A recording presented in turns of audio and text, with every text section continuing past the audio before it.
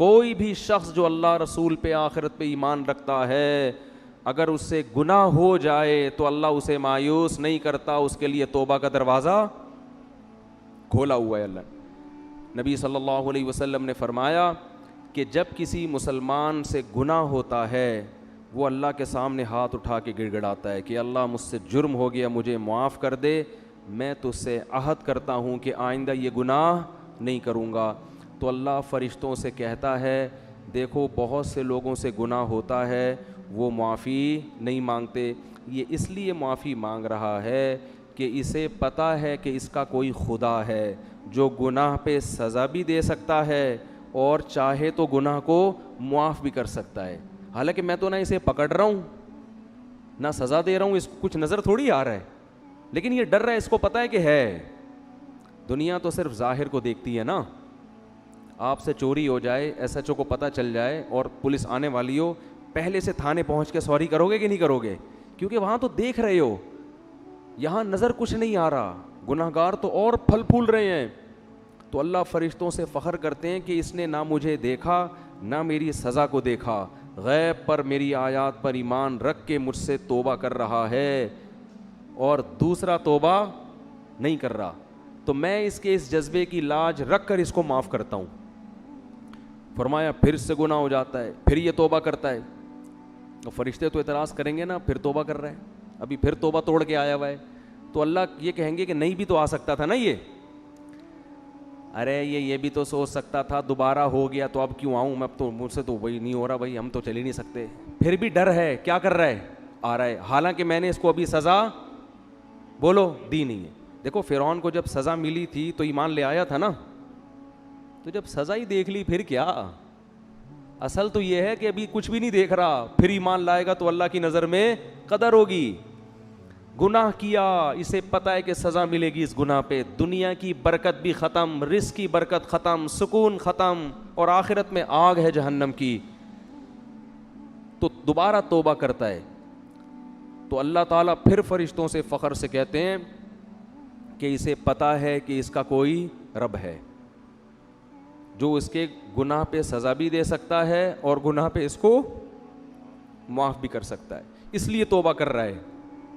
تو جب تک غیب کا معاملہ ہے نا، 100 بار گناہ سے تو گناہ کر کے 100 بار توبہ کرو گے نا، 100 بار بھی اللہ توبہ قبول کرے گا، لیکن جس دن دیکھ لیا اس دن قرآن کہتا ہے کہ زمین آسمان کی دولت بھی دے دو گے، ما تقبل منہم، وہ دولت بھی اللہ قبول نہیں کرے گا۔ ابھی فری میں توبہ قبول کر رہا ہے، اس وقت ساری دنیا کی دولت بھی عذاب سے چھڑنے کے لیے دو گے، اللہ وہ قبول نہیں کرے گا۔ جیسے فرعون ڈوبنے سے پہلے اتنا بنی اسرائیل کو قتل کیا، اتنا لوگوں کو مارا، ہزاروں بچوں کا قاتل، موسیٰ علیہ السلام کو ستایا، پھر موسیٰ علیہ السلام بنی اسرائیل کو لے کے نکلے، ان کے پیچھے بھاگا، اور جب دیکھا کہ راستے بن گئے اور موسیٰ علیہ السلام نکل گئے، اتنا بڑا معجزہ دیکھ لیا کہ اب تو یقین آ جانا چاہیے تھا اب میں کیا ہو جاؤں گا، برباد، لیکن ابھی سزا اپنی آنکھوں سے دیکھی نہیں ہے، اس وقت تک بھی اللہ توبہ قبول کرنے کے لیے تیار تھا۔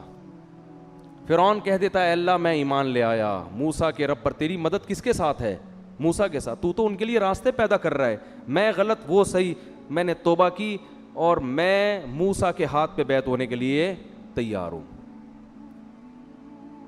ڈوبنے سے 5 منٹ پہلے یہ کام کر لیتا، ہزاروں بچوں کا قتل اللہ کیا کرتے؟ بولو معاف۔ یہ جو دعوے کیے تھے نا انا ربکم الاعلی، میں سب سے بڑا خدا ہوں، کتنا بڑا دعویٰ تھا، یہ جرم بھی معاف۔ حضرت موسیٰ کو جو کلیم اللہ کو ستایا، کتنے بڑے پیغمبر، موسیٰ کلیم اللہ کو ستایا، ان کی ماں کو ستایا، کیسا ظلم بربریت، اور بار بار معاہدے توڑے اللہ سے کیے ہوئے۔ جب عذاب آتا تھا نا فرعونیوں پر تو یہ موسیٰ علیہ السلام کے پاس جا کے کہتے اللہ سے کہو یہ عذاب ٹال دے، جیسے ہی عذاب ٹلے گا ہم ایمان لے آئیں گے۔ عذاب ٹلتا دوبارہ شرارتیں کرتے، 100 دفعہ ایگریمنٹ توڑ چکا تھا، قرآن کہتا ہے یہ، لیکن اس اسٹیپ پہ جا کے بھی اللہ اس کی توبہ بولو قبول کرتا، لیکن نہیں کی۔ جیسے ہی سمندر میں ڈوبنے لگائے تو فوراً کیا کہتے ہیں آمنت انہ لا الہ الا الذی آمنت بہ بنو اسرائیل، کہتا ہے میں ایمان لے آیا اور پہلے ضمیر شان لے کر آیا انہو، کہتا ہے انہو، بات یہ ہے کہ، ٹھیک ہے نا، ذرا تسلی سے سنو تو صحیح. ایک دم نہیں کہا کہ میں لا الہ الا اللہ بس، نا نا نا، کہتے ہیں آمنت انہو، میں ایمان لایا اس بات پر کہ. ایک اور جگہ ضمیر شان آئی ہے کہ بات یہ ہے کہ، یعنی گویا فرشتوں سے کہہ رہے ایکچولی 2 منٹ میں، ایکسکیوز می 2 منٹ آپ سے بات کرنا چاہتا ہوں ذرا. ضمیر شان کا یہ مطلب ہوتا ہے پوری تفصیل کے ساتھ. بھائی کوئی کنفیوژن نہ ہو جائے فرشتوں کو کہ وہ یہ نہ سمجھے کہ پتہ نہیں کون سے مذہب پہ ایمان لا رہا ہے. تو کہہ رہے بات تو سنو، ایک دم تم تو بہت ہی جذباتی ہو گئے ہو بھائی، ڈبوئے جا رہے ہو، مجھے ڈبوئے جا رہے ہو. بات تو سنو. ایکچولی بات یہ ہے کہ میں یہ نہیں کہا میں گاڈ پہ ایمان لے آیا، یہ نہیں کہا میں اللہ پہ ایمان لے آیا. بھائی اللہ کا مفہوم ایسا نہ ہو فرشتے کچھ اور لے لیں. کہہ رہے میں اسی رب پہ ایمان لایا جو موسیٰ اور ہارون کا رب ہے. پوری ڈیٹیل کے ساتھ، اتنی تفصیل کے ساتھ میرا خیال ہے اب تک کسی غیر مسلم نے اسلام قبول نہیں کیا ہوگا. وہی والا خدا بالکل ایگزیکٹ وہی جو موسیٰ اور ہارون کا ہے، اس پر ایمان لایا. اللہ نے کہا نہیں، آنا اب نہیں ہو سکتا، اب نہیں. اللہ کا اصول بہت سخت ہے، اب نہیں.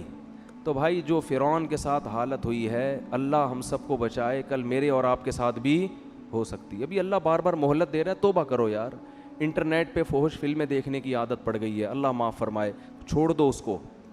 توبہ کرو، اللہ کے سامنے گڑ گڑاؤ، اور سزا کے طور پہ صدقہ خیرات کرو، روزے رکھو، ڈاکٹروں سے رابطہ کرو، نفسیاتی ڈاکٹروں سے. بھائی مجھے اس کی لت پڑ گئی ہے، مجھے کوئی، یہ انسان کا نا نفسیاتی مسئلہ بن جاتا ہے. یہ جو فحش فلموں کے عادی ہوتے ہیں نا، یہ باڈی کی ریکوائرمنٹ ہو جاتی ہے.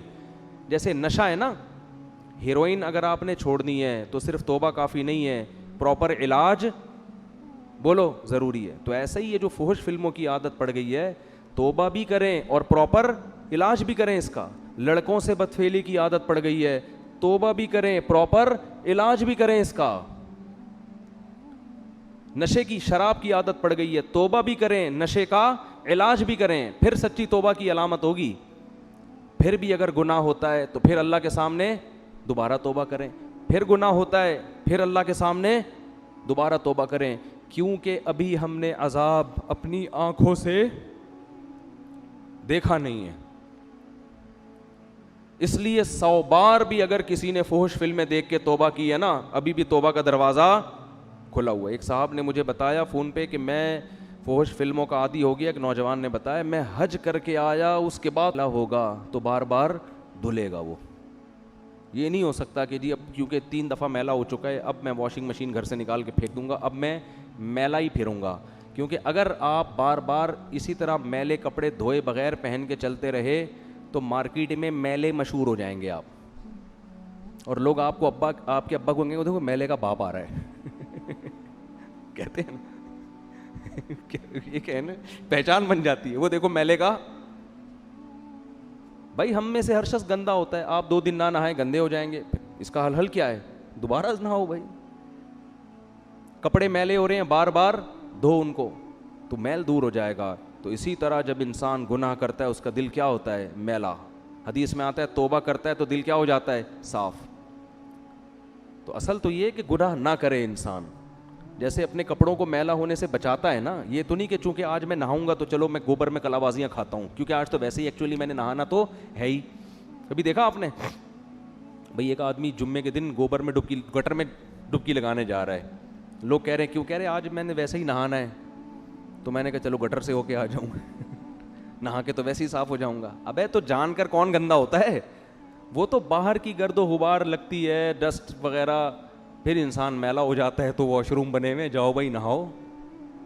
یہ تھوڑی کہ جا کے بار بار اس گٹر سے چوہے کی طرح گھس رہا ہے اور اس گٹر سے نکل رہا ہے.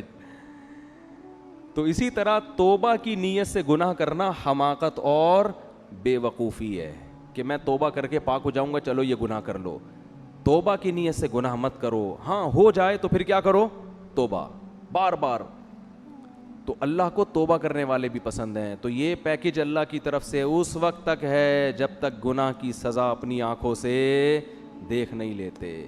تو اللہ تعالی ہم سب کو گناہوں سے بچنے کی توفیق عطا فرمائے. اور اللہ نہ کرے کبھی کوئی گناہ ہو جائے تو فوراً سچی توبہ کی توفیق عطا فرما دے، دنیا سے پاک صاف ہو کے جائیں. سبحانک اللہم و بحمدک نشہد. لیکن اب ایک سوال پیدا ہوتا ہے، اس کا جواب دے کے اپنی گفتگو ختم کروں گا میری گفتگو سے تو معلوم ہوا کہ ہر گناہ شرک ہے۔ پھر یہ جو سورہ نساء میں 2 مرتبہ فرمایا ان اللہ لا یغفر ان یشرک بہ ویغفر ما دون ذلک لمن یشاء، اللہ تعالیٰ اس کو تو نہیں بخشے گا کہ اس کے ساتھ شرک کیا جائے، اس سے کمتر گناہ جو بھی ہوگا جس کے لیے چاہے گا بخش دے گا۔ تو پھر وہ کمتر گناہ کون سے؟ سوال حقیقی ہے یا نہیں؟ آپ لوگوں کا ذہن ادھر گیا یا نہیں گیا؟ جانا چاہیے تھا۔ جواب کیا ہے؟ یہ کام اگر غیر شعوری طور پر ہو رہا ہو، تعمد نہ ہو، ارادے کے ساتھ نہ ہو، نظریے کے تحت نہ ہو، اس کو حق سمجھتے ہوئے نہ ہو، تو وہ گناہ رہے گا، اور اس سے توبہ کرنے سے اللہ تعالیٰ اس کو معاف فرما دے گا۔ اور یہ بھی ہو سکتا ہے کہ بغیر توبہ کے بھی معاف کر دے۔ لیکن اگر یہ مستقل ہو، نظریے سے متعلق ہو، جان بوجھ کر کیا گیا ہو، عمدن کیا گیا ہو، تو پھر یہ شرک ہے۔ اس فرق کو ذہن میں رکھیں گے تو پھر وہ آیت سمجھ میں آئے گی ان اللہ لا یغفر ان یشرک بہ ویغفر ما